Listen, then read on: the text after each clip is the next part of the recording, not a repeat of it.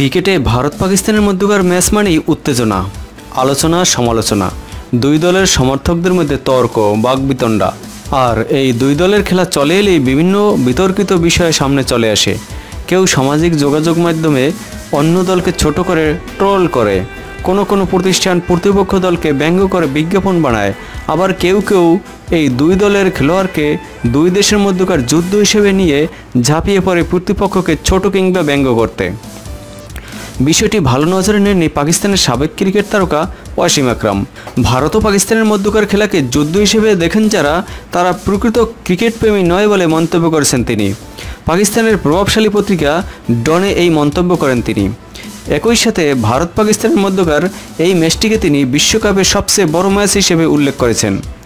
খেলার পরিবেশকে উত্তপ্ত না করে উপভোগ করার আহ্বান জানিয়ে পাকিস্তানের বর্ষিয়ান এই ক্রিকেট তারকা বলেন, 100 কোটিরও বেশি ভক্তের সামনে ভারত ও পাকিস্তানের খেলা অনুষ্ঠিত হবে। এটি ক্রিকেটের সবচেয়ে বড় বিষয়। সুতরাং দুই দলের সমর্থকদের প্রতি আমার আহ্বান থাকবে যে ধৈর্য ধরে ও শান্ত হয়ে খেলা উপভোগ করুন। খেলায় একটি দল জিতবে ও একটি দল হারবে, সুতরাং শালীন থাকুন এবং এই খেলাকে যুদ্ধের পর্যায়ে নিয়ে যাবেন না।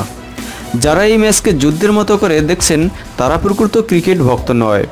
পরিকল্পিত আক্রমণের মাধ্যমে পাকিস্তান ভারতকে হারাতে পারে জানিয়ে বাঁহাতি এই পেসার বলেন, হ্যাঁ, ইন্ডিয়ার শক্ত ব্যাটিং ও বোলিং লাইন আপ আছে, কিন্তু পাকিস্তান তাদের সমকক্ষ হয়ে লড়ার সক্ষমতা রাখে। ভারত পাকিস্তান ম্যাচের চাপ সামলে যে দল খেলবে সেই দলই ম্যাচটি জিতবে। আমি অবশ্যই চাইব এই ম্যাচে বৃষ্টি যেন কোনো বাধা সৃষ্টি করতে না পারে। বিশ্বকাপে সবচেয়ে আকর্ষণীয় ম্যাচগুলোর একটি এই ভারত পাকিস্তান দ্বৈরথ।